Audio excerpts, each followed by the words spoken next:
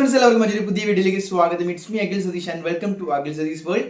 ഏറ്റവും പുതിയ അപ്ഡേറ്റുകൾക്കും അതുപോലെ തന്നെ എഞ്ചിനീയറിംഗ് വിദ്യാർത്ഥികൾക്കും സ്കൂൾ വിദ്യാർത്ഥികൾക്കും ഉപകാരപ്രദമായ അപ്ഡേറ്റുകൾക്കും ഒക്കെ ആയിട്ട് ചാനൽ ഇപ്പോൾ തന്നെ സബ്സ്ക്രൈബ് ചെയ്യുക. ഇനി എന്തെങ്കിലും ഡൗട്ടുകളും നിങ്ങളുടെ നോട്ട്സുമായി ബന്ധപ്പെട്ട ഡൗട്ട്സ് ഒക്കെ ഉണ്ട് എങ്കിൽ നിങ്ങൾക്ക് ഇൻസ്റ്റാഗ്രാമിൽ വന്ന് ഡയറക്റ്റ് മെസ്സേജ് ചെയ്യാവുന്നതാണ്. ഇൻസ്റ്റാഗ്രാമിന്റെ ലിങ്ക് ഞാൻ ഡിസ്ക്രിപ്ഷനിൽ കൊടുത്തേക്കാം. AS വേൾഡ് എന്നാണ് ഹാൻഡിലിന്റെ പേര്. സോ നമുക്ക് കാര്യത്തിലേക്ക് കടക്കാം.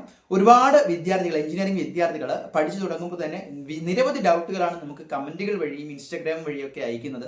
അതിൽ വളരെ പ്രധാനപ്പെട്ട ഒന്നാണ്, നിങ്ങൾ കേട്ട് തുടങ്ങിയിട്ടുള്ള ഒന്നാകും, എന്താണ് KTU ആക്ടിവിറ്റി പോയിന്റ്സ്. നമ്മൾ ഇതുവരെ സ്കൂളുകളിലെ ഗ്രേസ് മാർക്കിനെ കുറിച്ചും അല്ലെങ്കിൽ ബോണസ് പോയിന്റിനെ കുറിച്ചും ക്ലബ് സർട്ടിഫിക്കറ്റിനെ ഒക്കെ കുറിച്ച് മാത്രമേ നമ്മൾ കേട്ടിട്ടുണ്ടാവുള്ളൂ. പക്ഷേ എഞ്ചിനീയറിംഗ് പോലുള്ള ഒരു പ്രൊഫഷണൽ ഡിഗ്രി പഠിക്കുമ്പോൾ KTUവിന്റെ തന്നെ ആക്ടിവിറ്റി പോയിന്റ്സ് എന്ന് പറയുന്ന കാര്യം വളരെ വളരെ ഇമ്പോർട്ടൻ്റ് ആണ്. അതിൽ തന്നെ നിങ്ങൾക്കറിയാം, 4 വർഷം നീളുന്ന ഈ BTech കോഴ്സുകളിൽ പഠിച്ചിറങ്ങിയാൽ നിങ്ങൾക്ക് degree certificate, professional degree, graduation certificate നിങ്ങൾക്ക് കിട്ടാൻ പോകുന്നില്ല. പകരം നിങ്ങൾക്ക് എന്ത് വേണം? 120 KTU ആക്ടിവിറ്റി പോയിന്റ്സ് കൂടി നിങ്ങൾക്ക് 2024 സ്കീം അനുസരിച്ച് നിങ്ങൾക്ക് വേണമെന്നാണ്. അപ്പോൾ എന്താണ് ആക്ടിവിറ്റി പോയിന്റ്സ്, ഇത് എങ്ങനെയൊക്കെ നേടാമെന്ന് ഈ വീഡിയോയിലൂടെ നോക്കാം. ആദ്യമായിട്ടാണ് കാണുന്നതെങ്കിൽ ഈ വീഡിയോ ഒന്ന് ഹൈപ്പ് കൂടി ചെയ്യുക, അതോടൊപ്പം ചാനൽ സബ്സ്ക്രൈബ് ചെയ്യുക. അപ്പോൾ കാര്യം ഇത്രയാണ്. നമ്മൾ ഈ സ്കൂളുകളിൽ ഗ്രേസ് മാർക്ക് പോലെ തന്നെ കോളേജുകളിൽ അവർ നൽകുന്ന ഒരു മാനദണ്ഡം മാത്രമാണ് ആക്ടിവിറ്റി പോയിന്റ്സ്. പക്ഷേ ഇവിടെ ഒരു പ്രധാനപ്പെട്ട കാര്യം, അത് മാൻഡേറ്ററി ആണ് എന്നുള്ളതാണ്. സ്കൂളുകളിൽ ഗ്രേസ് മാർക്ക് ഇല്ലാത്തവർക്കും എന്താണ്, എഴുതി പരീക്ഷ അങ്ങ് പാസ്സാകാം. പക്ഷേ ഇവിടെ CE മാർക്കിനെ പോലെ തന്നെ മാൻഡേറ്ററി ആയിട്ട് 4 വർഷവും കൂടി ഇത്ര ആക്ടിവിറ്റി പോയിന്റ് വേണം എന്നുള്ള പ്രത്യേക ക്രെഡിറ്റ് ഉള്ള ഒരു സെഗ്മെന്റ് ആണ് ആക്ടിവിറ്റി പോയിന്റ്സ്. അപ്പോൾ ഇതെങ്ങനെയൊക്കെ നേടാം എന്നുള്ളതാണ്. ഈ 120 തന്നെ 40, 40, 40 3 വ്യത്യസ്ത വിഭാഗങ്ങളിലാണ് 2024 സ്കീം അനുസരിച്ച് ഇപ്പോൾ തിരിച്ചിട്ടുള്ളത്. അപ്പോൾ അതിൽ തന്നെ പ്രധാനമായിട്ടും എന്താണ്, അവരുടെ കൾച്ചറൽ ആക്ടിവിറ്റീസ്, അതുപോലെ NCC, NSS പോലുള്ളതും മറ്റ് ലീഡർഷിപ്പ്, മാനേജ്മെന്റ്, എന്റർപ്രണർഷിപ്പ് പോലുള്ള പരിപാടികളിലെ പാർട്ടിസിപ്പേഷനൊക്കെയാണ് ഇവർ പ്രധാനമായിട്ടും കൺസിഡർ ചെയ്യുന്നത്. അതോടൊപ്പം ഇന്റേൺഷിപ്സും പ്രോജക്ട്സും ചില ക്വിസ് മത്സരവും അതുപോലെ ഇന്റർ കോളേജ് ഈവൻസും ഡിബേറ്റ്സും ഒക്കെ നിങ്ങൾ പാർട്ടിസിപ്പേറ്റ് ചെയ്താൽ പോലും പലതിലും എന്താണ് ഇത്തരത്തിൽ KTU ആക്ടിവിറ്റി പോയിന്റ്സ് കൺസിഡർ ചെയ്യും. അപ്പോൾ എങ്ങനെയാണ്? മെയിൻലി 6 സെഗ്മെന്റ് ആയിട്ടാണ് ഈ KTU ആക്ടിവിറ്റി പോയിന്റ്സ് തിരിച്ചിട്ടുള്ളത്.